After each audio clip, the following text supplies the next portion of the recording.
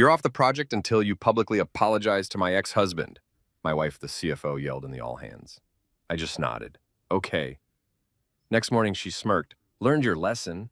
Then she saw my desk cleared and the resignation letter. The company lawyer burst in, pale, shouting, "Ma'am, tell me you didn't."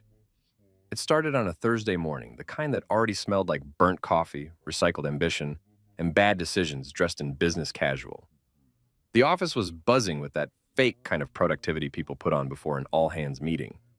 You know the drill. Everyone suddenly clicking their mouse extra loud like the sound itself makes them look important. Me? I was in my cubicle, running on 4 hours of sleep and pure caffeine spite.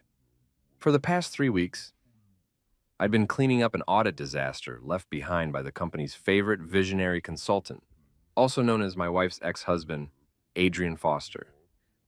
Yeah, you heard that right. My wife's ex. A man whose entire personality could be summarized as LinkedIn post with bad lighting. Adrian had been demoted a few months ago after his revolutionary compliance automation nearly burned down our accounting system. Instead of firing him, upper management gave him a participation trophy title, Strategic Consultant. Translation, someone who gets paid a six-figure salary to say buzzwords like synergy and cross-functional alignment without doing anything measurable. Meanwhile, I was the guy working nights reprogramming his mess so the company wouldn't get slapped with a federal audit fine. I was expecting at least a quiet acknowledgement at the all-hands meeting, a simple, "nice work, Mason." Maybe even a fake clap from HR. I should have known better. The meeting started like every corporate cult ritual.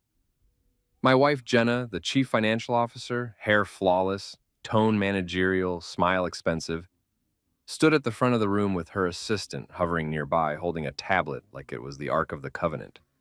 Behind her stood Adrian, wearing that smug, "I just survived another demotion" grin, and the kind of cologne that could double as a fire hazard.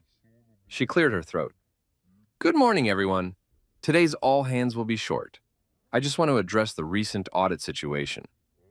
I leaned back in my chair, sipping my coffee, waiting for my pat on the back. Instead, she slammed a folder on the conference table so hard half the interns jumped. "Before we move forward," she said, glaring at me like I'd just insulted her dog, "I need to make something clear. Mason is off the audit project until he issues a public apology to Adrian." The entire room went silent. You could have heard a stapler drop 3 cubicles away. Even the HR director, Karen with a K, blinked so hard her eyelash extensions nearly took flight. Adrian folded his arms, doing that fake, humble head tilt people do when they're secretly thrilled to be part of drama. "It's not personal," he said, pretending to sound gracious. "It's just about maintaining team harmony." Team harmony? This was coming from a guy who once misspelled the word budget in a board presentation and blamed the intern's energy. I set my coffee cup down and just stared at them both. Not in anger, not in shock. Just that calm, neutral kind of stare that says, "Oh, you think you're in charge now?" Cute. Everyone was waiting for me to explode, to argue, to defend myself, to throw out a, "That's ridiculous." Instead, I smiled. Okay. Just one word. Crisp, clean, polite. The verbal equivalent of pulling a grenade pin and walking away. Jenna blinked. "Excuse me?" I said, "Okay," I repeated, calm as meditation music. Then I leaned back, crossed my arms, and looked around the room like we were voting on whether pineapple belongs on pizza. She was expecting a scene. The whole office was. People were already adjusting their mental popcorn supply. But instead, I gave them silence, the kind that makes people uncomfortable because they don't know what comes next. HR coughed nervously. Someone at the back whispered, "Did he just say okay?" Adrian shifted in his seat, clearly thrown off that I wasn't performing the meltdown they all wanted. See, I'd learned something about corporate life a long time ago. Loud anger gets you labeled unprofessional. Quiet compliance, that's how you start wars. Jenna gathered her notes, visibly irritated that her dramatic little power play didn't hit the emotional notes she rehearsed in front of the bathroom mirror that morning. "Fine," she said sharply. Meeting adjourned. People scattered faster than interns, avoiding unpaid overtime. Adrian lingered behind, pretending to help her collect papers, but mostly trying to look important. I grabbed my coffee mug, stood up, and gave him that half smile I reserve for people who think they've won. Congratulations on the promotion, I said, tone smooth as butter. Hope you enjoy the view from middle management purgatory. He chuckled awkwardly. You know, Mason, you really need to learn how to work with people. That attitude's what keeps you from real leadership roles. Right, I said, pretending to think about it. Because leadership's about letting your wife's ex manage your projects without basic literacy in Excel. His smile faltered for half a second before he recovered. It's just business, man. Sure, I said, nodding like I believed him. Just business. But inside, I was already 3 steps ahead. Because here's the thing. When someone tries to humiliate you publicly, the real power move isn't fighting back. It's letting them think they succeeded. Let them dance on your ego while you quietly pull the floor out from under them. I walked out of that meeting with my dignity intact, my reputation slightly bruised, and a new plan forming faster than my coffee could cool. Back at my desk, people avoided eye contact like I was contagious. HR peeked out from her office, probably drafting an email with "incident" in the subject line. One of the interns, Jake, mouthed, "Are you okay?" from behind his monitor.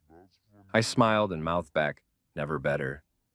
I spent the rest of the morning off the project, which really just meant I had time to clean up a few personal files, make a few encrypted backups, and recheck some contracts I hadn't looked at since the company rebranded. Every click was therapy. Every file I saved was a quiet little act of defiance. Around lunch, Jenna texted me. "Jenna, we'll talk about this later." Me. "Sure thing, bring Adrian. He seems to be running things now." No reply. By 3 p.m., Adrian sent me a Slack message, probably thinking he was extending an olive branch. "Adrian, no hard feelings, right? Let's keep this professional." "Mhm." "Of course, I'd hate to see you get emotional at work again." He didn't respond either. When I got home that evening, Jenna was waiting in the kitchen, wine glass in hand, acting like nothing happened. "Rough day?" she asked, swirling her Chardonnay like she was auditioning for the Real Housewives of Finance. "Not really," I said, loosening my tie. "I just got some free time." She laughed nervously. "You're not actually mad, are you? You embarrassed Adrian during a meeting. You practically called him incompetent." "Because he is incompetent," I said. "You know that better than anyone. You divorced him." Her jaw tightened. "That's not the point, Mason. He's trying to rebuild his career. You don't have to make it harder." I smiled. "I didn't. You did." She sighed and looked away. "You know, sometimes I think you don't understand how corporate politics work." "Oh, I understand perfectly," I said, grabbing a beer from the fridge. "I just don't play checkers with people who think they're playing chess." She rolled her eyes. "You're being dramatic." "Me? Never," I said, leaning against the counter. "But hey, thanks for the public character assassination today. It really added some flavor to my Thursday."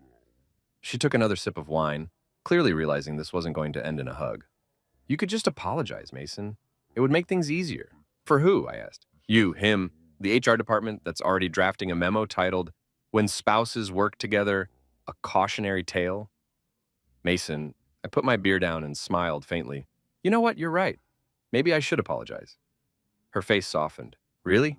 "Yeah," I said. "Tomorrow morning, publicly." She exhaled, relieved. "Good, that's all I'm asking." "Of course," I said, walking past her toward the stairs. "You'll get your apology." What she didn't realize was that my version of an apology doesn't come with tears and groveling. It comes with strategy. It comes with silence, paperwork, and a smile that says you should have known better. That night, while she scrolled through her phone in bed, probably texting her friends about how she handled the situation professionally, I was in the study revisiting old files, contracts, archives, system diagrams. My insurance policy. The kind of paperwork that makes or breaks empires. As I flipped through an old digital folder labeled Consulting Agreement, Legacy Systems, a grin crept across my face. Clause 9B. It was still there, my secret ace.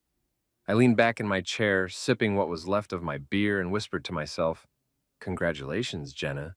You just lit the fuse." There's a specific smell offices get when politics start rotting the air, like burnt toner and silent resentment. It had been 4 days since Jenna's little performance at the all-hands meeting, and people were still whispering like middle schoolers in detention. I couldn't walk to the coffee machine without catching fragments of gossip floating through the cubicle jungle. "Did you see how calm he was? Maybe they're fighting at home. I heard she made him sleep in the guest room."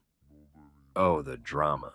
If this place ever went under, it could survive another decade, just selling its gossip as reality TV. Adrian, my wife's ex and my newly self-appointed supervisor, had officially returned to strategic consulting, which is corporate speak for let's pretend this guy still matters.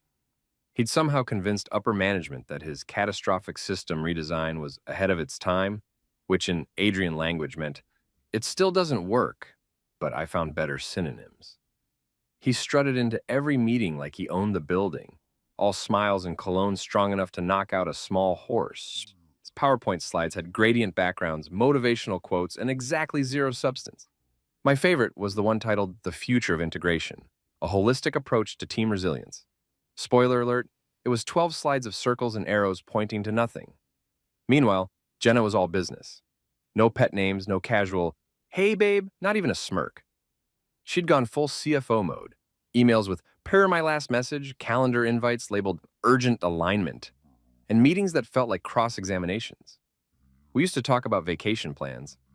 Now we discussed budget variances.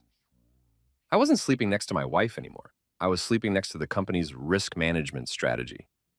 On Tuesday morning, I arrived early, mostly to enjoy 10 minutes of silence before the circus began. I grabbed a cup of the world's saddest coffee, sat at my desk, and opened my inbox to find 36 unread emails. 20 of them were from Adrian. Subject lines like audit workflow alignment, follow-up on follow-up, touching base on yesterday's touch base. I swear this man could write a novel about nothing and still CC half the company. I clicked one open and nearly laughed out loud. Hey, Mason, just looping back on our ongoing collaboration. I noticed your risk flag parameters don't match our new operational philosophy. Let's recalibrate our synergy moving forward. Operational philosophy. The man was talking about code and using words better suited for a yoga retreat. I replied, hey, Adrian, thanks for flagging that. I'll make sure my parameters align with your evolving spiritual journey. Then I hit send and took a long, satisfied sip of coffee. By 9:30 a.m., the day's first meeting began. Jenna had called it an interdepartmental transparency sync, which, if you speak corporate, translates to mandatory group therapy session. The entire compliance department crammed into conference room B, where the thermostat was permanently stuck between sauna and freezer burn. Adrian stood at the head of the table like a motivational speaker who'd lost his audience years ago. Morning, team, he chirped, clapping his hands. Before we dive in, I just want to acknowledge the great progress we've made bridging departmental silos. Translation. He wanted credit for something he didn't do. Jenna sat next to him, tablet in hand, pretending to take notes, but mostly keeping her eyes on me, like she was studying a particularly uncooperative science experiment. Adrian clicked to his first slide, a stock photo of people high-fiving. Let's talk about emotional alignment and compliance, he said. I nearly choked on my coffee. Emotional alignment? He smiled like a man who'd read half a self-help book and decided he was Gandhi. Yes, we're all people before we're employees. If we can connect emotionally, we can build trust, and trust leads to better audits. Right, I said, leaning forward, because nothing says trust like a surprise HR meeting. A few people snorted. Adrian ignored it. And to demonstrate this, Jenna and I are going to lead a quick exercise. Now, if you've never seen your wife and her ex lead a corporate team-building exercise, congratulations. You've probably made better life choices than I have. Let's do something fun, Adrian said, grinning like a man seconds away from being punched. Everyone pair up with a coworker and share one professional insecurity and one personal strength. He looked right at me. Mason, why don't you start with me? Of course that he wanted that. I smiled. Sure thing, boss. We faced each other across the table like duelists. The room was dead silent, except for the hum of the overhead lights. My professional insecurity, I said. I sometimes worry about working under leadership that doesn't understand basic compliance frameworks. A few people coughed to hide their laughter. Jenna pinched the bridge of her nose. Adrian, visibly trying to stay zen, forced a smile. Okay, and your personal strength? I leaned back. Patience. That got an actual laugh from the back. Adrian's smile cracked for half a second before he plastered it back on. Good one, he said through his teeth. My professional insecurity is I can be too visionary, and my personal strength is emotional intelligence. I nodded seriously. Interesting. I would have gone with creative resilience and selective memory, but sure. Jenna finally cut in. Okay, that's enough. Let's move on. The rest of the meeting went downhill fast. Adrian tried to present his new audit collaboration framework, which was just my old system rebranded with new colors and worse functionality. Every time he stumbled through an explanation, Jenna jumped in to smooth it over like she was protecting a fragile intern instead of her ex-husband. I didn't say a word. I didn't have to. My silence was doing all the heavy lifting. When the meeting ended, people scattered like pigeons after fireworks. Adrian stayed behind, pretending to pack up slowly. Jenna lingered too, obviously waiting for the post-meeting talk. Mason, Adrian said finally, you were a little sharp back there. We're trying to foster positivity. I smiled. That's what I was doing. I felt very positive about being honest. He sighed. Look, I know this is weird, but we're professionals. We can rise above personal history. Couldn't agree more, I said, grabbing my notebook. You start. Jenna exhaled loudly. You two sound like children. I raised an eyebrow. You made me report to your ex, Jenna. I'm already living in an HR case study. She opened her mouth, then closed it again. Just try to be civil. Always am, I said, heading for the door. Back at my desk, I found another email waiting from her. Not from Jenna, my wife. From J.L. Thompson, CFO. Mason, please ensure all your current documentation aligns with Adrian's consulting revisions by Friday. We'll be reviewing team adaptability metrics next week. Team adaptability metrics.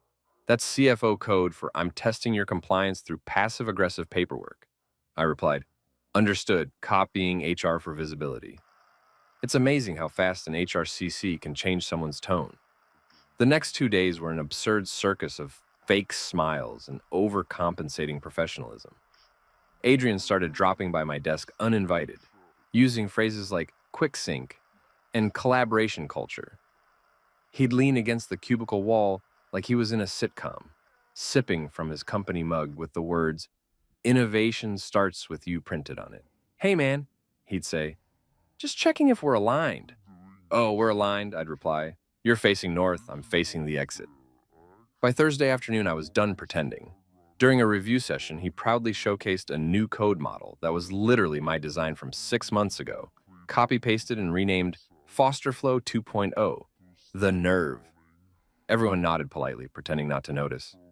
I watched in silence, arms folded and sipping my coffee. When he finished his speech, he looked at me expectantly.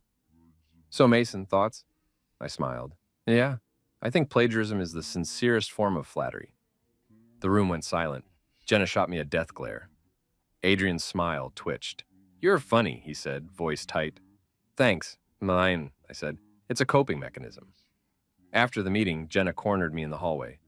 You're pushing it, she hissed. I'm not pushing anything, I said. I'm just adapting, per your last message. She groaned. You're impossible.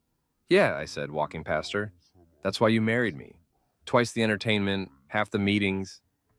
That night, we sat through dinner in silence. She scrolled through her phone while I replayed every conversation of the day in my head, each one confirming what I already knew. This wasn't just office politics anymore.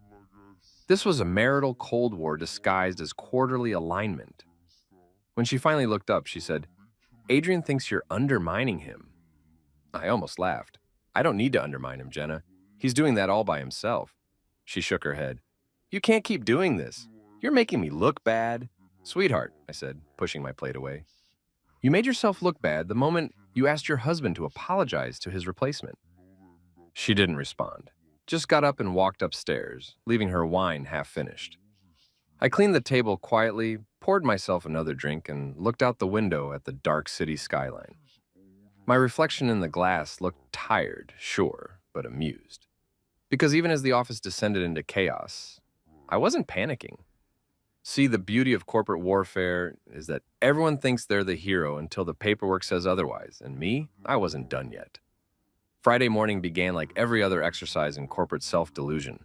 Lukewarm coffee, a calendar full of meetings that could have been emails, and an inbox screaming for attention like a toddler with an iPad.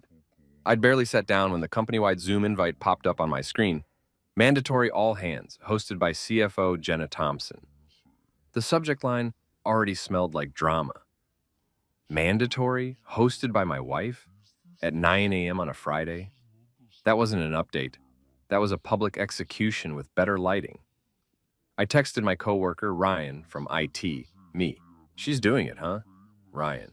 Yup, HR brought donuts. That's how you know it's bad. I sighed, closed the spreadsheet I'd been pretending to work on, and joined the call. 200 tiny faces appeared, tiled across my monitor like a digital hostage lineup. Some had cameras off, others were pretending to type, and a few had that glazed, I'm mentally on Indeed.com expression. Jenna appeared in the center box, perfectly framed, hair immaculate, that CFO calm plastered on like a PR stunt. Good morning, everyone, she said brightly, voice smooth enough to butter toast.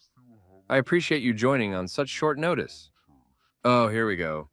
Adrian's face hovered beside hers, beaming like a proud intern who had just discovered the share screen button. He wore a navy blazer that screamed, I practiced this speech in the mirror. Jenna continued, as you all know, we've been working on reestablishing a culture of collaboration after recent tensions. Tensions. I almost spit out my coffee. Tensions is what you call a bad Wi-Fi signal. Not your CFO publicly disciplining her husband because her ex couldn't follow basic compliance procedure. She clicked to the next slide, a company stock photo of smiling employees around a whiteboard, the kind of picture that smells like unpaid overtime. Now, I wanted to address an internal concern regarding leadership behavior. Someone in the chat wrote, oh boy. She looked directly into the camera, at me. It's been brought to my attention that certain individuals have been creating a culture of fear and inflexibility.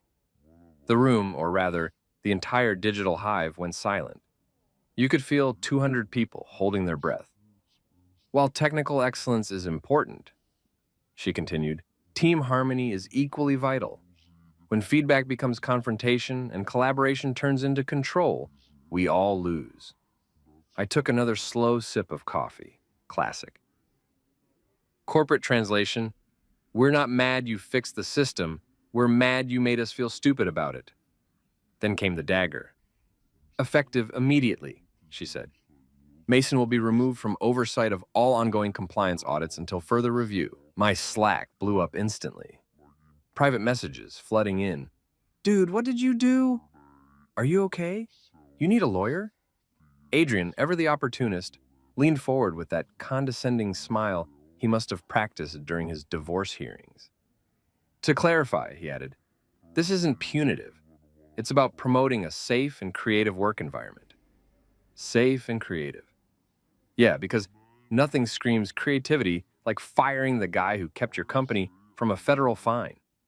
My screen lit up with faces pretending to look sympathetic while secretly loving the drama. HR blinked so hard I thought her webcam froze. Even the CEO's little window flickered, probably debating whether to step in or grab popcorn. Jenna clasped her hands, waiting for my reaction. The moment hung heavy, awkward, almost cinematic. She expected me to argue, to unmute, defend myself, make it messy. That's what everyone wanted. The fireworks, the scandal, the emotional confession. Instead, I smiled. Just slightly. Then I unmuted. Okay. One word. Calm, polite, and lethal. 200 faces froze. Adrian's smile twitched like a dying battery. Jenna blinked twice, thrown completely off script. Sorry, she asked, voice trembling just a little. You're right, I said evenly. Culture's important. Please proceed. Then, without another word, I clicked leave meeting. Boom. Gone. No mic drop, no outburst, just silence. The digital equivalent of walking off stage and letting the applause die awkwardly. My phone buzzed immediately. Ryan messaged me again. Ryan. Bro, you just ended the internet. Me. Nah, just optimizing system efficiency. I stood up, stretched, and looked out the window. Outside, the city hummed. Car horns, distant sirens, the usual Friday chaos. It felt poetic. While the company combusted in HR-approved language, I had peace and an iced coffee. Within 10 minutes, my inbox exploded. Emails from Jenna, HR, the CEO, even the company lawyer, Melissa. Subject lines like, urgent, please respond, and let's clarify communication protocol. I didn't open a single one. Let them sweat. Silence was the most underrated weapon in business. It forces everyone else to narrate your motives. By lunch, the rumor mill was spinning so fast it could have powered the server room. I overheard snippets as I walked past the break area. Did you see him just leave? Apparently he's resigning. No, so I heard he's suing. Wait, he's married to the CFO? Yeah, some of them didn't even know. Corporate America, where people you've worked with for 3 years don't know you're married to upper management, but they can quote your Slack emojis. Around 1 p.m., I finally checked my phone. Jenna had texted. Jenna, what was that? You embarrassed me in front of the entire company? Me. Sorry, I thought we were promoting transparency. No reply. At 2:30, she called. I didn't pick up. Then she called again. Finally, I answered on the third ring just to enjoy the suspense. Her voice was sharp enough to cut glass. You can't just log off a company meeting like that. Sure I can, I said. I clicked a button. Mason, be serious. I am serious, I said. You wanted an apology. You got acknowledgement. That's practically the same thing in corporate language. She sighed, frustrated. You're impossible. Thanks, I said. Put it in my performance review. Click. I went back to my desk, humming softly, pulling up some old files. Not work files, my own archives. Things I'd kept from my early consulting days when this company was a 2-room startup run by caffeine and delusion. Back then, I'd built the backbone of the system. The compliance engines, the audit triggers, the security protocols, the kind of code that makes or breaks billion-dollar acquisitions. And somewhere in that dusty contract folder, I remembered a particular clause. Something I'd written when I was young, paranoid, and legally creative. But I wasn't ready to touch that card yet. Not until they played theirs first. By evening, the entire office had descended into chaos. Someone leaked the Zoom recording. It was already circulating on the company chat channels under the name CFO versus Husband, Dawn of Compliance. HR tried to delete it, but you can't stop the internet once it smells scandal. My phone buzzed again. Ryan calling this time. Dude, he said between laughs, you went viral internally. They're making memes. One's got your face over Thanos saying, okay. Accurate, I said. Perfectly balanced. He snorted. You're insane. Maybe, but I'm also unemployed for the weekend. Man, he said, lowering his voice. You sure you want to poke that bear? Jenna's furious. Good, I said. Means she's predictable. After hanging up, I made dinner, steak, medium rare, because I deserved something satisfying. Jenna didn't come home until late. When she walked in, she looked exhausted. Her power bun, now a war crime. Do you have any idea what you've done? She snapped. Yeah, I said calmly, slicing into my steak. I saved myself a meeting. This isn't funny, Mason. The CEO wants answers, the board's asking questions, HR is threatening to mediate. Perfect, I said. Maybe they'll finally learn what mediation actually means. She threw her bag onto the couch. Why can't you just cooperate for once? Because, I said, looking up, I'm not the one who turned our marriage into a management case study. Her eyes flashed. You humiliated me. You humiliated yourself, I said, tone still even. All I did was stop participating. For a second, she said nothing, then softer. You're going to regret this. Maybe, I said, finishing my bite. But not tonight. She stormed upstairs without another word. I waited until I heard the bedroom door slam before pulling out my laptop again.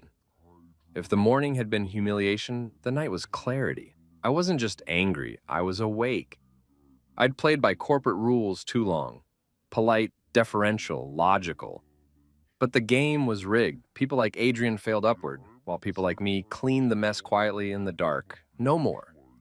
I typed a few lines of code, disabling some back-end redundancies, not destructive, just delicate edits.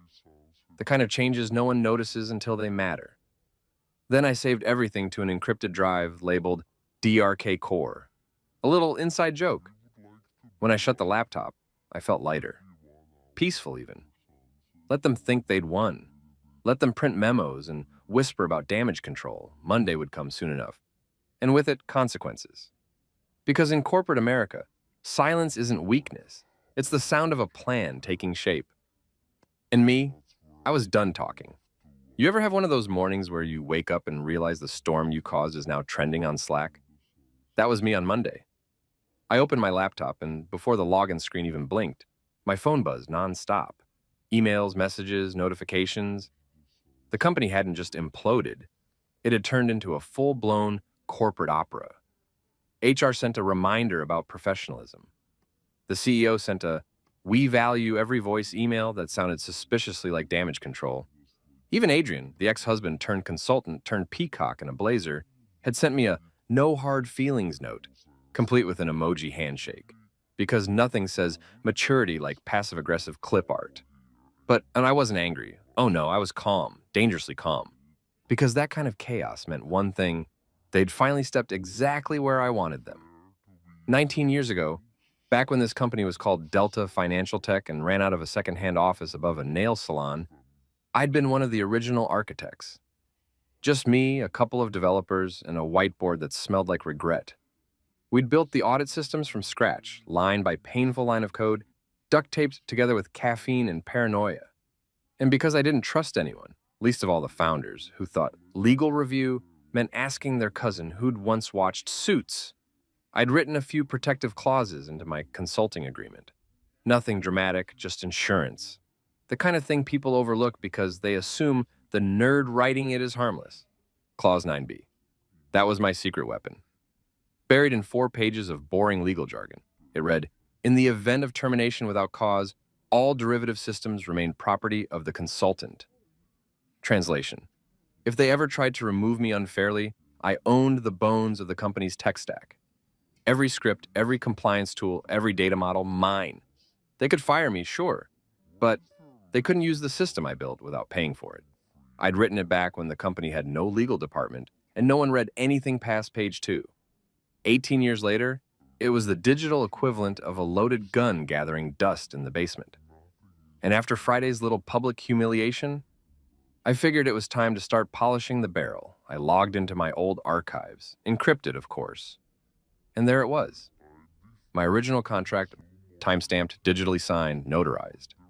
I even had the original email thread, where the founder approved it with a thumbs-up emoji. Classic startup energy. I couldn't help but grin. The beauty of a long career in tech is that people forget you were there before the rebranding, before the mergers, before the shiny logo. They forget you built the engine while they were still learning how to buckle their seatbelts. So while Jenna was upstairs in our home office, probably FaceTiming Adrian about strategic messaging, I was in the living room, laptop open, resurrecting a ghost. I spent hours cross-referencing code versions, system logs, and IP ownership trails. Every keystroke was therapy. Every timestamp was vindication. My music playlist? Lo-fi beats for lawful revenge. By 1 p.m., I had a complete record showing that 90% of the current compliance infrastructure, yes, the same one Adrian bragged about reimagining, was a derivative of my original framework. My name sat quietly in the metadata of every core file like a digital signature that never sleeps. That meant Clause 9b wasn't just a bluff. It was ironclad. Around 2 p.m., Jenna shouted from upstairs, "Mason, can you hop on a quick call? The CEO wants to discuss Friday's incident." Ah, the incident. The corporate euphemism for train wreck we caused but want you to fix politely. I joined the Zoom call. On screen were Jenna, the CEO, HR's favorite emotionless mannequin, and Adrian, smirking like he'd just been promoted to class president. "Good afternoon, Mason," the CEO began. "We wanted to clear the air after Friday's unfortunate situation." I nodded. "Sure, let's clear it." "Mason," Jenna said, professional tone fully loaded, "the company feels your reaction was disproportionate." I raised an eyebrow. "To being publicly reprimanded for doing my job correctly?" Adrian jumped in, smiling that patronizing smile. "Hey man, we're not blaming you, it's just tone matters. You could have handled it with a bit more empathy." "Empathy," I repeated, "for the guy who almost crashed our audit system?" He chuckled awkwardly. "We're all learning." I leaned forward. "That's true. For example, I'm learning how much patience I have for corporate hypocrisy." The CEO cleared his throat. "Mason, let's stay constructive. We'd like to move forward, but we need your cooperation to ensure a smooth transition." "Transition?" I asked. "To what?" "To new leadership on the compliance side," Jenna said carefully. There it was, the soft corporate breakup. It's not you, it's structure. I smiled slowly. So let me get this straight. You're removing me from oversight based on a public accusation with no documented cause. The CEO hesitated. Let's not use words like removal. Think of it as reallocation. I leaned back. Got it. So, termination without cause. Jenna frowned. No one said termination. Right, I said, keeping my tone easy. Just confirming for my notes. They exchanged looks. HR scribbled something in her notebook. Adrian sipped his water, probably trying not to choke on irony. Anything else? I asked. The CEO forced a smile. We'll have HR follow up with the necessary documents. Perfect, I said. Please do. And just like that, I ended the call, before they could say another word. The second I closed my laptop, I exhaled. Calm, measured, triumphant. They thought they'd boxed me out. They had no idea they just pulled the trigger on Clause 9B. That night, Jenna acted like everything was fine. She poured herself a glass of wine and talked about investor calls, dinner reservations, quarterly updates. I nodded, smiled, played along. Every marriage has its rhythms. Ours just happened to alternate between romance and legal chess. After she went upstairs, I stayed up late reviewing system access logs. There it was, the telltale sign of arrogance. Adrian had rebranded one of my frameworks under his own consultant account. Audit Core V9 was now Foster Flow 2.0. Cute. I opened the server portal, scrolled down, and smiled when I saw the fine print. See, proprietary module, licensed to Mason Drake Consulting, LLC. The man had just stolen something I legally owned and used it in a corporate environment that had technically terminated me without cause. The poetry of it was almost beautiful. At midnight, I drafted a short email. To legal@deltatech.com. Subject: Inquiry regarding IP ownership of derivative compliance systems. Hello. As per my original 2006 consulting agreement, attached, I retain ownership of derivative systems developed under Audit Core V9 architecture.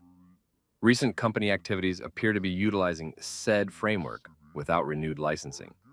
Please confirm authorization. Regards, Mason Drake. Founder, Drake Core Systems, LLC. I hit send and smiled. At exactly 12:04 a.m., I received the automatic response.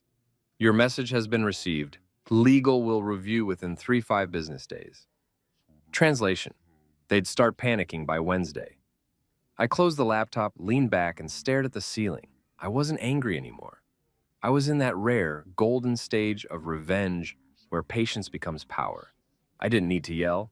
I didn't need to fight. The paperwork would do the talking. And the best part? Jenna didn't even know. She still thought she was holding the leash. CFO, queen of the spreadsheets, married to the man she'd publicly disciplined like an intern. She'd find out soon enough that she'd married the system she'd just tried to dismantle.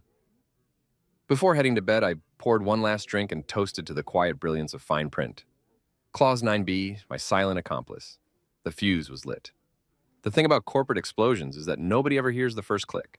It's always quiet, too quiet. One day you're in a meeting arguing about brand synergy. The next, your entire infrastructure's eating itself alive. My plan wasn't about revenge. Not really, it was about control. I'd lost that the moment my wife, my CFO, decided to turn a company meeting into a marital firing squad. Now I was taking it back, one silent keystroke at a time. That Friday night, the office was dark except for the pale glow from my monitor. Jenna was upstairs in her home office, FaceTiming her executive circle, which was just code for her wine-drinking therapy group. They all spoke in those self-help mantras like, you have to own your narrative, and remember, you can't pour from an empty cup. Meanwhile, I was downstairs owning my narrative by disabling license keys. I didn't delete anything. I'm not a monster. I just let a few systems expire. A graceful shutdown. No alarms, no chaos, just quiet expiration dates slipping into the digital night. People underestimate how much of a company runs on assumptions. They assume passwords never change, backups always restore, and compliance tools hum eternally in the background. Me? I was the guy who built those assumptions into existence. So all I had to do was let them rest.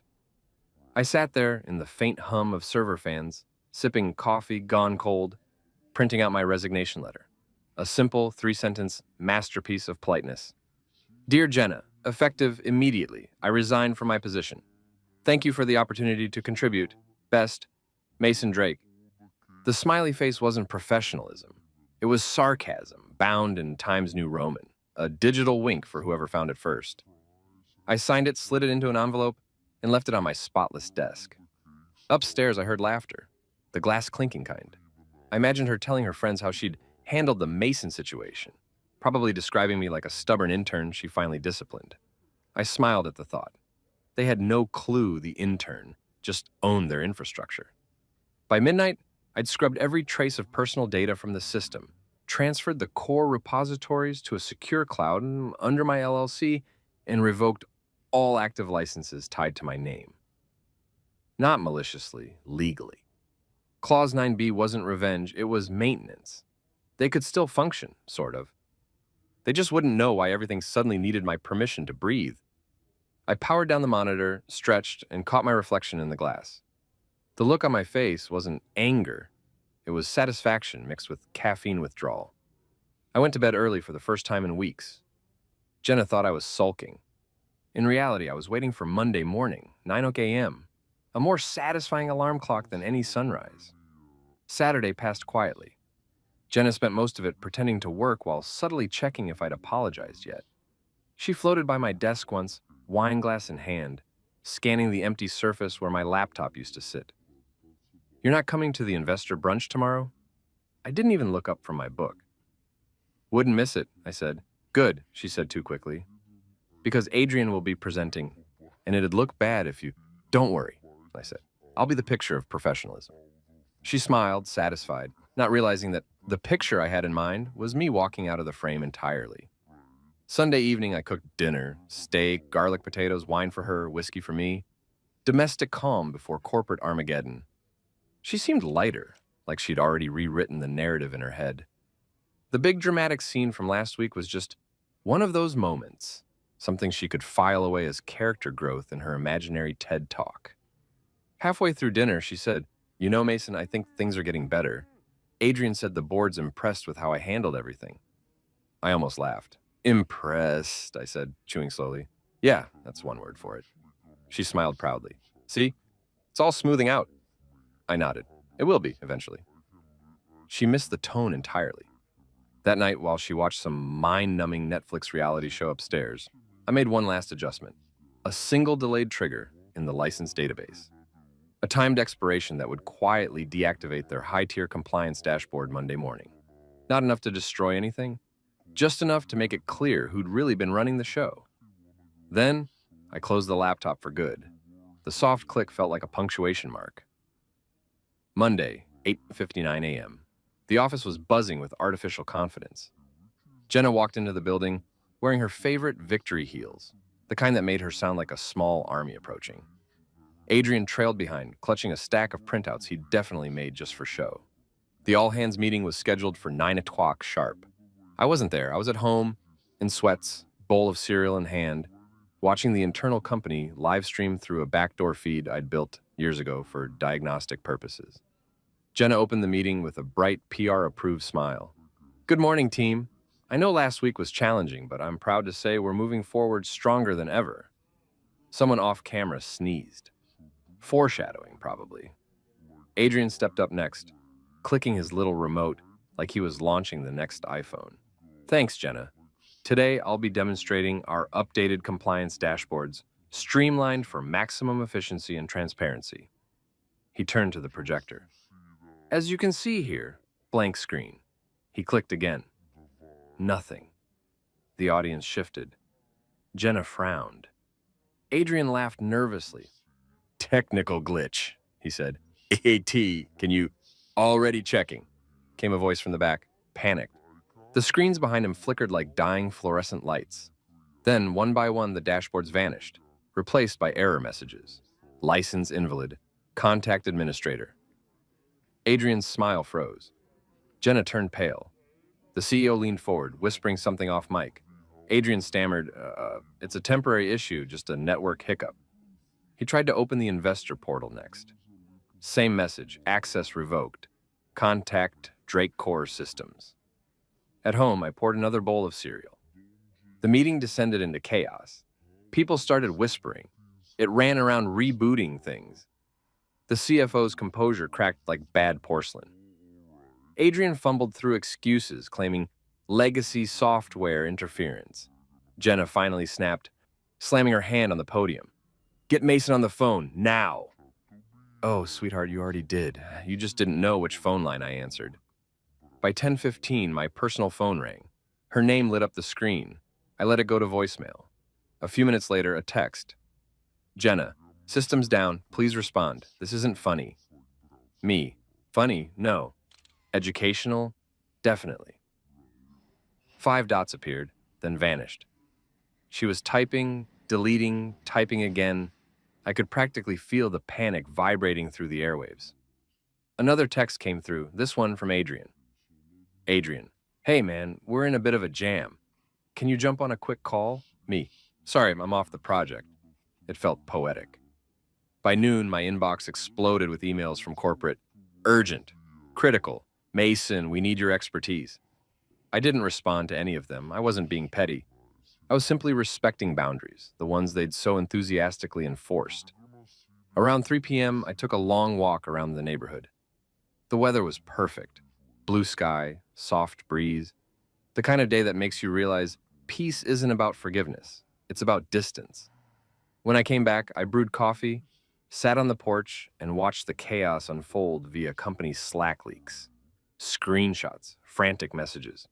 Employees joking that the ghosts of IT past are haunting us. By 5 p.m., Jenna's tone had shifted from fury to desperation. Jenna, can we talk privately? Please. Me. Sure. Send a calendar invite through your system. No reply. Later that night, she came home. Not the confident CFO anymore, just a woman whose empire was slipping through her manicured fingers. She dropped her bag by the door and looked at me like I was a fire she couldn't figure out how to put out. Mason, she said softly, what did you do? I set down my coffee. I resigned. You disabled the systems. I disabled my systems, I corrected. Big difference. You can't just Clause 9B. I said, calm as ever. Look it up. She blinked. What clause? The one you never read. Her face went blank, the way it does when realization lands like a falling piano. You're saying you own the bones, I finished for her. Every audit engine, every compliance database, every derivative module. I built the skeleton, Jenna. You just dressed it up in designer suits. She sank onto the couch, silent for once. I stood, stretched, and said, don't worry, I didn't break anything. I just reminded you who built it. Then I walked past her to the door. You should probably tell Adrian to stop presenting dashboards that don't exist. She whispered something I didn't catch. Maybe an apology, maybe disbelief. Either way, I didn't stop to listen. Outside, the air felt crisp and clean. Freedom always smells like coffee and server dust. I wasn't angry. I wasn't even smug. Just done. Because sometimes the best revenge isn't a scandal or a scream, it's a quiet exit signed with a smiley face. Monday mornings are supposed to start with bad coffee and fake smiles, not panic calls from the CFO's office. But when your wife's ex is running the show on a system you legally own, the universe tends to reward irony. At precisely 7:43 a.m., my phone started buzzing like a nest of angry bees. The company hotline, my personal line, even LinkedIn messages, every platform screaming some version of help. I ignored them all, letting the chaos marinate. Nothing makes executives sweat like silence. By 8 o'clock, I was eating cereal on my couch, watching the storm unfold on my private admin dashboard. Not to brag, but it was cinematic.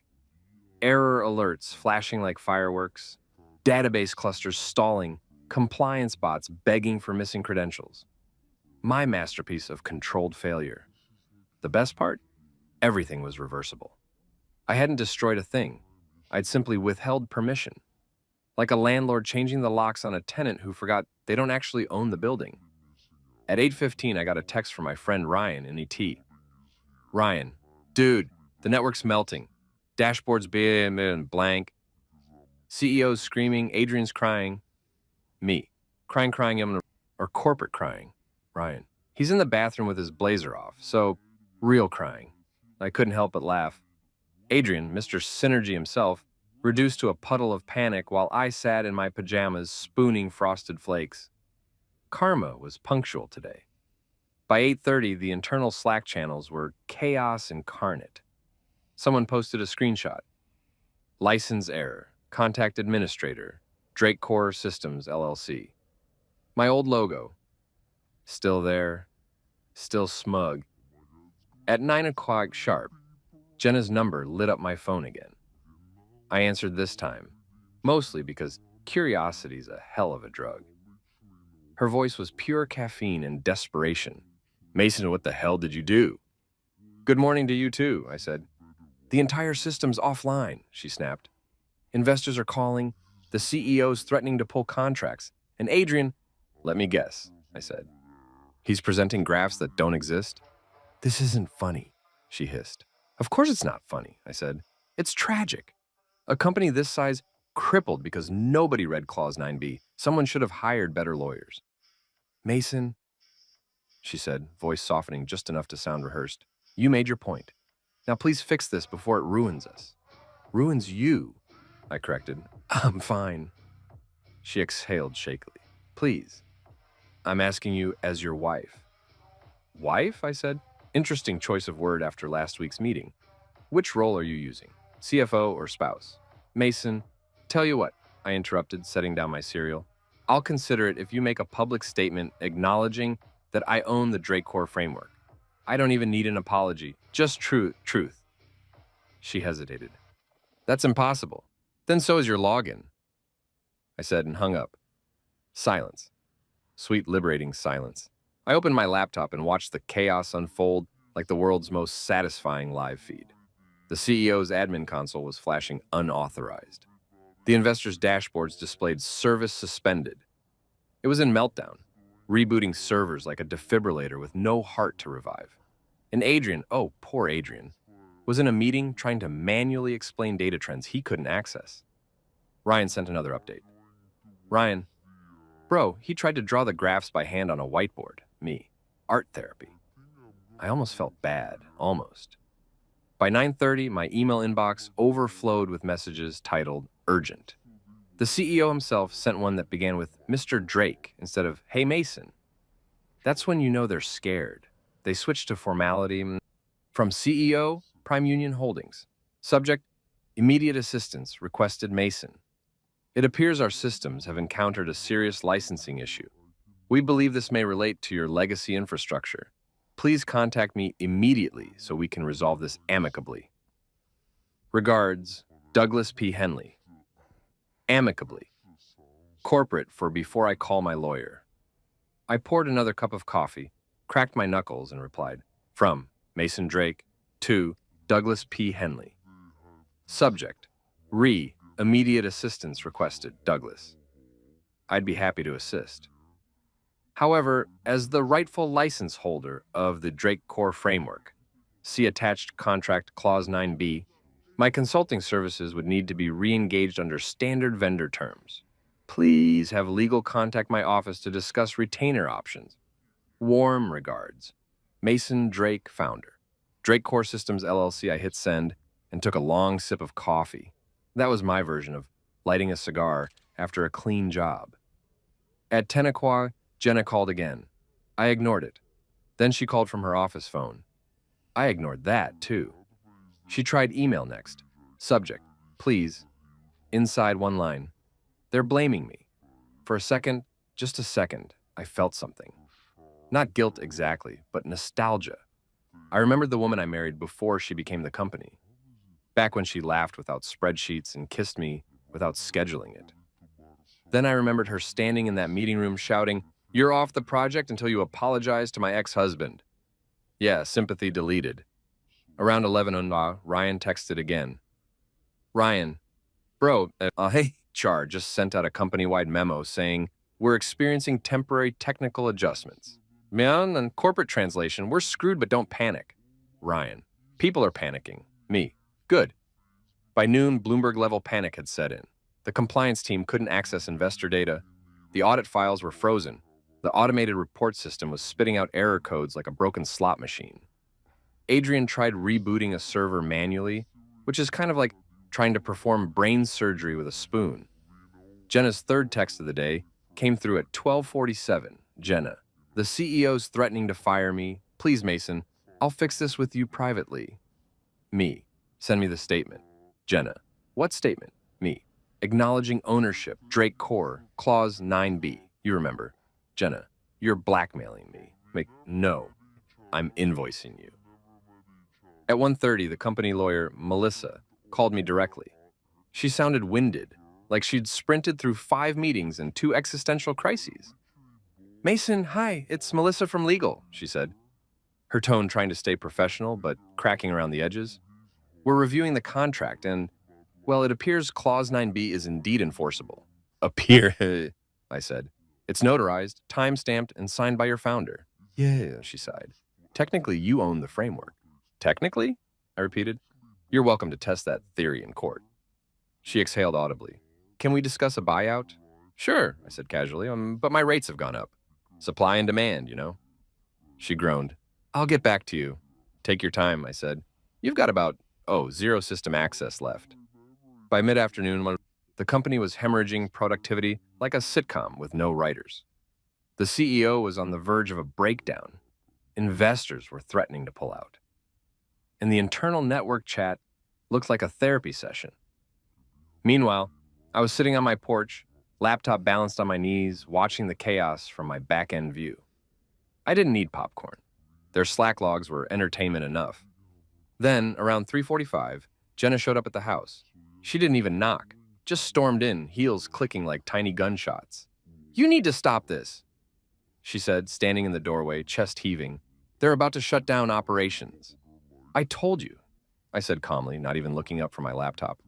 I didn't break anything. She crossed her arms. You crippled us. I paused your subscription, I corrected. You can resume any time. Just need to sign the vendor agreement. She glared. You're enjoying this. I looked up finally, met her eyes. Not enjoying, just appreciating accountability. It's rare these days. She sank into the armchair opposite me, her entire posture deflating. They're going to fire Adrian. I'll send flowers. Her voice softened. And me. Actions have consequences? I said, echoing the line she'd used on me once. Remember? She didn't respond, just stared at the floor. After a long silence, she whispered, You win? I leaned back, tilting my head. It's not a game, Jenna. It's business. The part you always forgot. For the first time in weeks, she didn't have a comeback. No corporate buzzwords, no damage control jargon, just quiet. After she left, I reopened my email and saw a new message from the CEO. Subject, contract negotiation, Mason. We'd like to retain Drake Core Systems immediately. Legal is drafting a new consulting agreement. Expect payment terms within the hour. Respectfully, Douglas P. Henley. I smiled. Respectfully. That's corporate for we surrender. By 6 o'clock p.m., my bank app pinged with a deposit notification. An obscene consulting retainer, paid in full. The same company that publicly humiliated me was now paying me to fix the mess they created. Adrian? Reassigned to strategic ideation. Translation. No duties, no access, no future. Jenna? Suspended pending internal review. HR called it temporary leave to ensure objectivity. I called it karma on PTO. As the sun dipped below the skyline, I closed my laptop and poured a whiskey. For the first time in years, the world felt balanced. You could call it revenge, and I called it realignment. The company got their lesson, Jenna got her reckoning, and I got my piece, plus a very comfortable retainer. And the best part, I didn't raise my voice once, because in corporate America, the loudest power move is silence and a well-timed invoice. There's a distinct kind of silence that only happens after corporate disaster. A heavy, buzzing quiet where everyone pretends to be working while secretly updating their resumes. You could feel it through the walls of Prime Union's glass tower that Tuesday morning. The air conditioning hummed, keyboards clicked like guilty confessions, And somewhere deep inside the building, a printer jammed dramatically, as if protesting the incompetence surrounding it. By 9:15 p.m., Jenna's name was trending on the internal Slack board. Not officially, of course, but through coded messages. Anyone heard from finance? CFO not in yet. Should we even submit the Q3 review? Translation. Is the queen dethroned? She was still on leave, which in corporate language meant the board's sharpening the guillotine. Adrian, the man who'd started this entire circus, had gone radio silent. According to Ryan in IT, he'd been seen leaving the office carrying a cardboard box full of personal items, including a novelty mug that said, "I'm kind of a big deal." I almost wished I'd been there to see it. I was on my porch again, coffee in hand, scrolling through my phone as if I didn't own half their infrastructure. Technically, I did. Drake Core Systems had been reinstated under a formal vendor contract the night before. The retainer they'd wired me could have bought me a Tesla, a vacation home, or a lifetime supply of pettiness, though honestly, I already had plenty of that.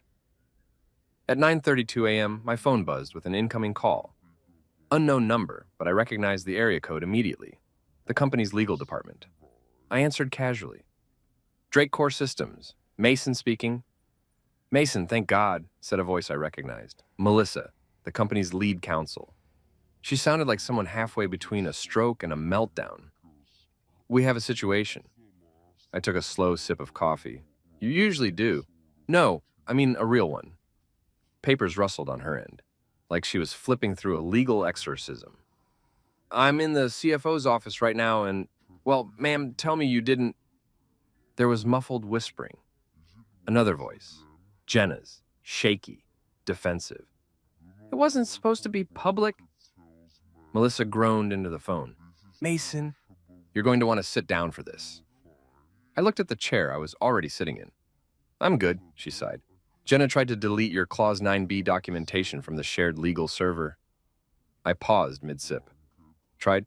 Yes, Melissa said, voice strained. Tried, as in failed spectacularly. Your clause triggered an automatic backup to the board's cloud repository the moment she tampered with it. The alert went straight to the CEO and the audit committee. I almost spit out my coffee. She what? She thought she could update the contract to remove the clause retroactively. Unfortunately, that's not how contracts work. So the board knows? I asked. Oh, they so know, Melissa said grimly. They're in full panic mode. I've got 3 partners from the parent company's legal division dialing in from New York, demanding explanations. Jenna's in tears, the CEO's pacing, and Adrian's name just got mentioned as a possible liability. I leaned back in my chair, grinning. Sounds like Tuesday. Mason, Melissa continued, voice dropping to a whisper. Off the record. I told them to stop digging before they make it worse. Clause 9b isn't just airtight, it's nuclear. If they keep poking it, they're going to find out they technically licensed their entire audit suite to your LLC for indefinite use. Technically, I said, feigning innocence. Legally, she corrected. It's your system, all of it. I let that sink in for a second. The same people who'd treated me like an expendable employee now couldn't run a compliance check without my permission. God bless meticulous paranoia and a good lawyer from 2006. Mason, Melissa said, snapping me out of my thoughts. The board's calling an emergency session at noon. They want you there. I blinked. You want me to come back into the building? They're begging you to come back, she corrected. I'd strongly recommend showing up. I couldn't help it. I laughed. This is going to be fun. Walking back into that office felt like stepping onto a movie set after a scandalous finale. Every head turned when I entered. Some curious, some terrified, most pretending to look busy. The receptionist nearly choked on her gum when she saw me swipe my visitor badge.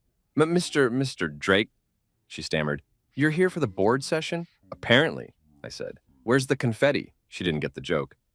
I rode the elevator up to the 14th floor, executive level. The doors opened to the familiar smell of stress, expensive perfume, and denial. Outside the boardroom, Melissa was waiting, clutching a thick folder like it was her emotional support animal. They're inside, she whispered. And Mason, maybe go easy? No promises, I said. When I walked into the room, it was like a scene out of a courtroom drama. The CEO, Douglas, sat at the head of the table, red-faced and sweating. 3 board members joined via video call from New York, their faces pixelated but clearly annoyed. Jenna sat near the end, pale and quiet, her hair tied back in a defeated bun. She wouldn't meet my eyes. Douglas cleared his throat. "Mr. Drake, thank you for joining us on short notice." I smiled. I wasn't doing much. Just running your systems from my couch. One of the board members, an older woman with steel gray hair and a voice that could curdle milk, said, "We've reviewed the documentation surrounding Clause 9B. I nodded. "Ah, yes, my favorite bedtime story." Her frown deepened. "It appears that due to the language in your consulting contract, you retain ownership of the company's core compliance infrastructure." "That's correct," I said cheerfully, "for nearly 2 decades now." Douglas shifted in his chair. And Jenna attempted to, how should I phrase this, revise the agreement. All eyes turned to Jenna. She looked like she wanted to vanish into her ergonomic chair.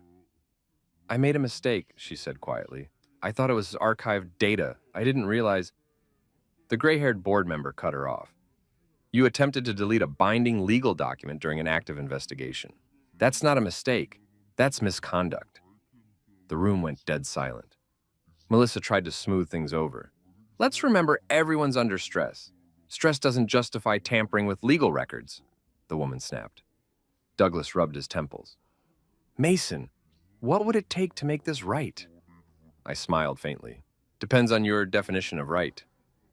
"Mason," he said, trying for diplomacy, "you're clearly within your rights, but we'd like to avoid a public fallout. Investors are already nervous." "Understandable," I said. "I'm willing to help." Relief spread across his face, too soon.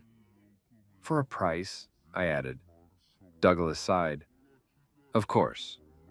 What's your number?" I leaned back, savoring the moment. "I don't want more money. You've already paid me. What I want is a statement. Public acknowledgement that Drake Core Systems is the sole architect and owner of the compliance framework. That includes full credit in all investor documentation." The board murmured.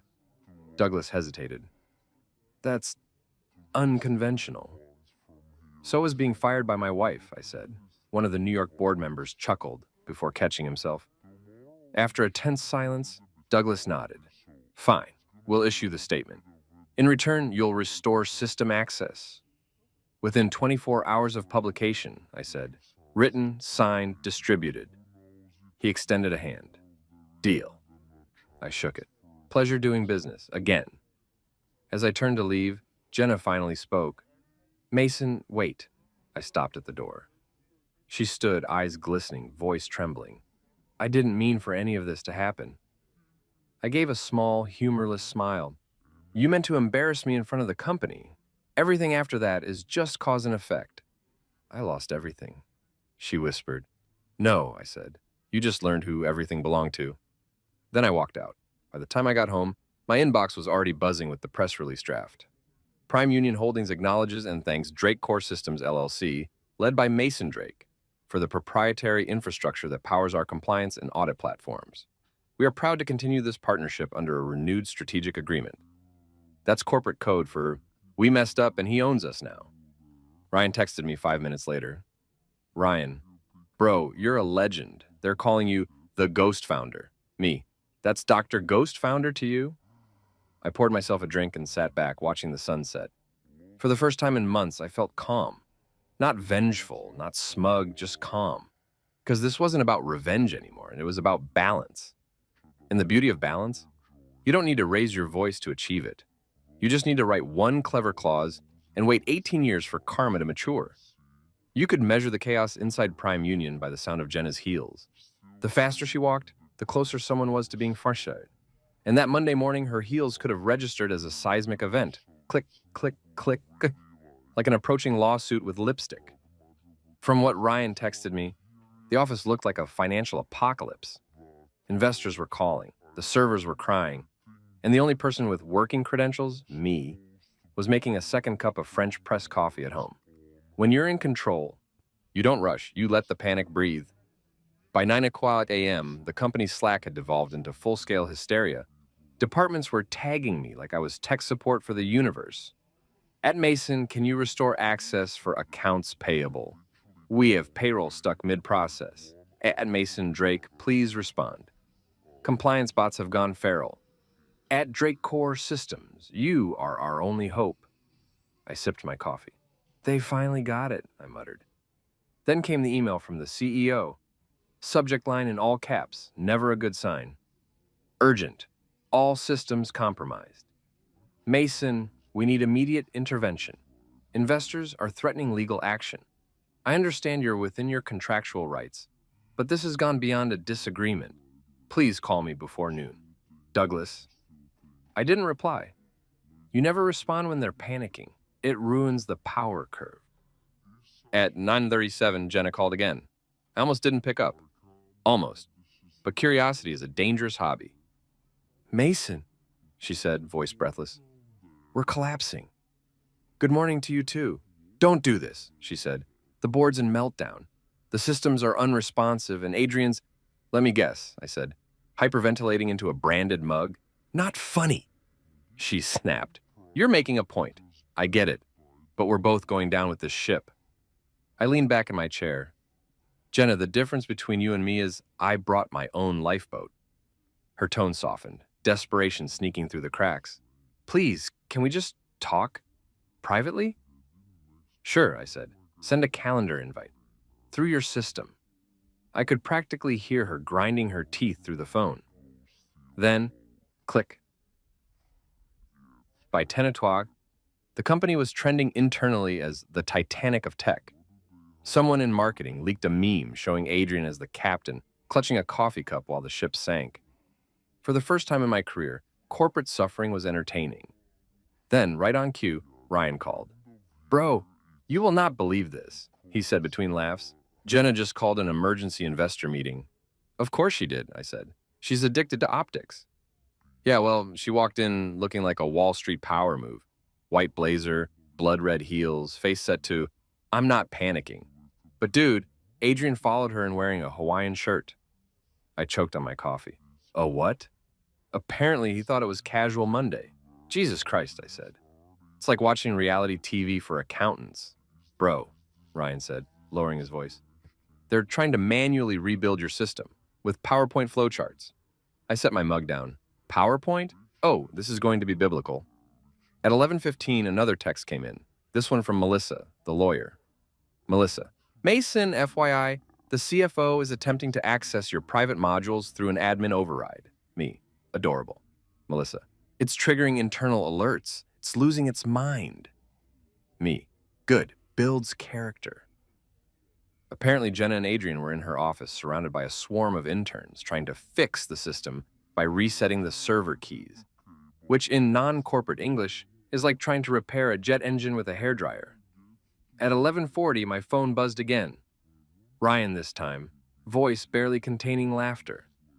She's screaming at it, man, full CFO mode. You know that tone that makes coffee curdle? Oh yeah, I said. The one she used on me during tax season? Exactly that. But wait, it gets better. Adrian tried to take charge and said, don't worry, I used to be a developer. He accidentally logged everyone out of the network, even HR. I laughed so hard I had to put my phone down.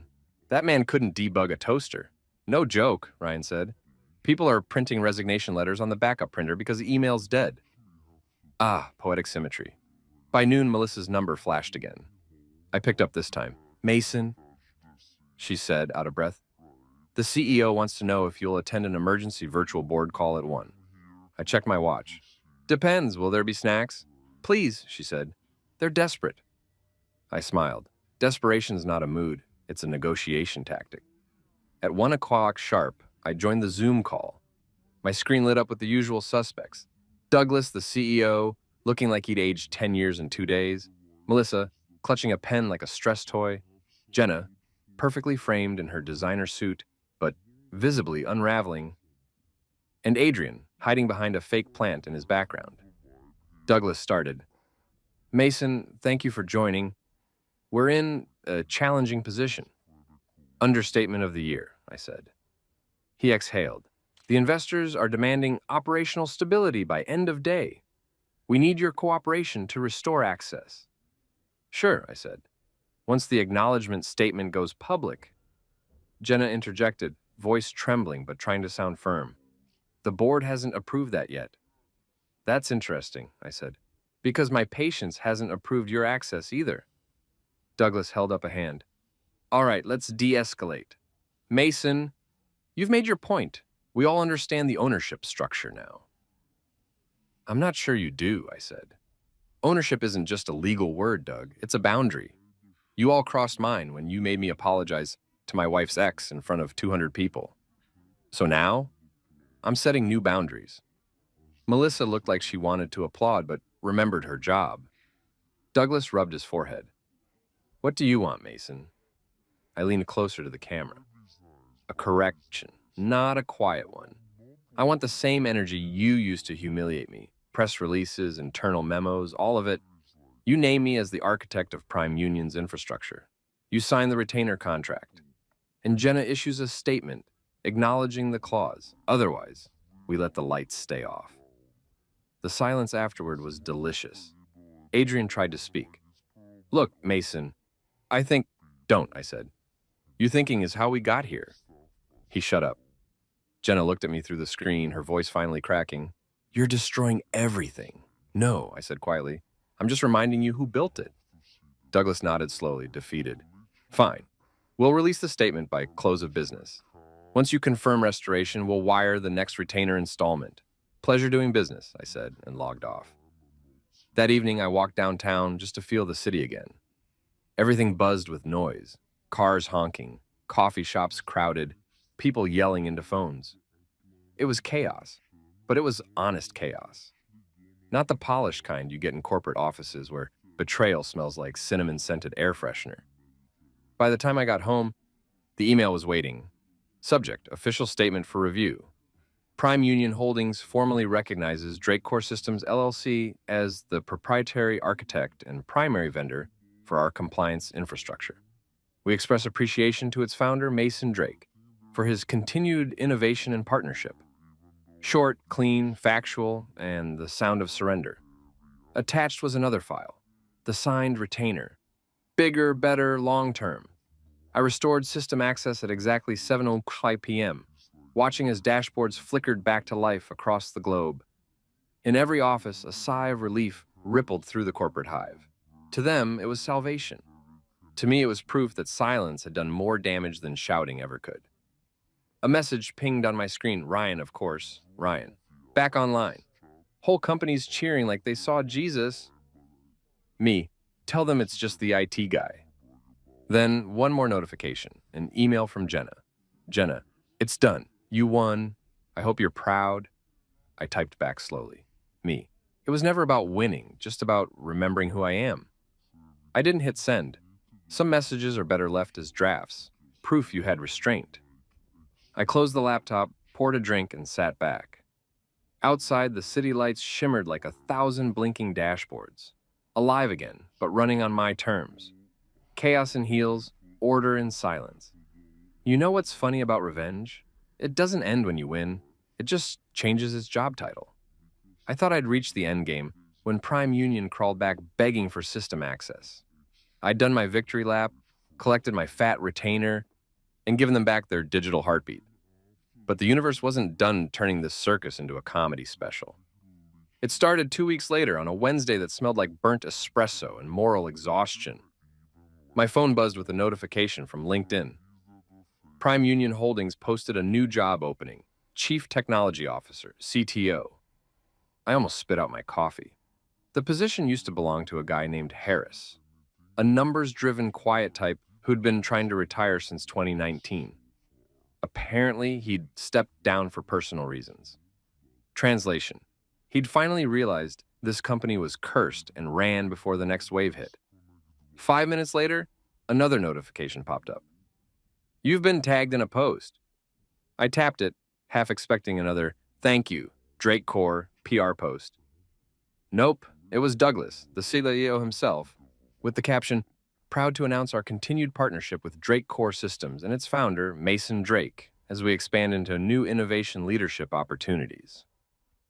Leadership opportunities, I repeated it aloud. Corporate code for we can't fire our problem, so we'll promote him instead. Before I could process it, my phone rang. Caller ID, Douglas Henley. I sighed, answered. Doug, if this is another system panic, I charge double for weekends. He chuckled nervously. Not this time, Mason. This is different. The board has been talking. They want to offer you the CTO position. I blinked. Of Prime Union? Of the entire holdings group, he clarified. You'd oversee all infrastructure, global compliance, everything you already control, but with an official title, full executive benefits. I laughed so hard I nearly dropped my coffee. Doug, I already control those things. The difference is, right now, I get paid more and attend fewer meetings. He tried his reasonable CEO voice. I understand, but look, our investors want stability, and they trust you. After what happened, they see you as the reason we survived. I am the reason you survived, I said. That's why I'm not sure I want to be trapped in the building I rescued. He sighed. Come on, Mason. You'll have freedom, creative control, equity. Ah, the magic word, equity. Send me the offer, I said finally. I'll review it. He exhaled in relief. Fantastic. I'll have HR draft it by tomorrow. When the call ended, I sat there grinning into my coffee mug. Life really is poetic. 1 month ago, I was the company's scapegoat. Now I was being offered a throne built from their panic. By Thursday morning, the official offer letter was in my inbox. I skimmed it, half amused, half impressed. The salary was obscene. The perks included stock options, a corner office, and the authority to hire and fire across departments, including finance. Translation: I could technically fire my wife. I shouldn't have enjoyed that thought as much as I did. At 10 a.m., Douglas called again for informal follow-up. His voice was all sunshine and spin. So, Mason, can we make this official? The board's excited. Melissa's already cleared your contract. Before I accept, I said, I have one condition. Of course, he said quickly. Name it. Jenna stays off my chain of command. No overlap. No reporting structure, no shared meetings, nothing. There was a pause. Then, cautiously, understood. She's no longer with us, actually. I froze. Come again? She submitted her resignation last night, effective immediately. I didn't know what to say. The room felt too quiet. She said she needed time, Douglas added softly. Personal reasons. I leaned back in my chair, staring at the ceiling. Of course she did. Chaos always costs someone their peace. Understood, I said finally. Send me the onboarding schedule. Welcome aboard, CTO, he said too cheerfully. That Friday, I walked into Prime Union for the first time as an executive. It was surreal. The same front desk that once ignored me now smiled like I was royalty. Good morning, Mr. Drake. Can we get you anything? Coffee? Pastry? I'm good, I said. Just here to make sure the building's still standing. The elevator ride up felt like deja vu, only quieter. No whispers, no side eyes. People avoided making direct contact, like I was both a savior and a warning sign. In a way, I was. When the doors opened to the executive floor, Douglas was waiting with his practiced enthusiasm. Mason, welcome back. Orwell up. He handed me an access badge with a sleek silver stripe, the kind that screamed authority with plausible deniability. We did the tour, conference rooms, the innovation lab, the executive pantry, with cold brew taps and overpriced granola. It was everything a modern tech company thinks screams we care about people while quietly owning their souls. When we reached my new office, Douglas gestured proudly. Your view faces downtown. Best skyline in the city. It was ridiculous. Floor-to-ceiling windows, private lounge, standing desk made from recycled Aeroraft aluminum. I ran my hand across it and couldn't resist saying, nice, expensive, unnecessary, perfect. He laughed awkwardly. You'll fit right in. After he left, I sat behind my new desk, looking out over the city. It was strange. This exact building had been the backdrop of every humiliation, every sarcastic whisper. Now it was my territory. I wasn't sure if I wanted to laugh or burn sage at it. The first email that landed in my inbox came from HR. Welcome to the leadership team, mandatory executive retreat next quarter. The second was from legal, updated non-disclosure terms for your review. The third was from Ryan. Ryan, bro, CTO, are you like Iron Man now? Me, more like Batman.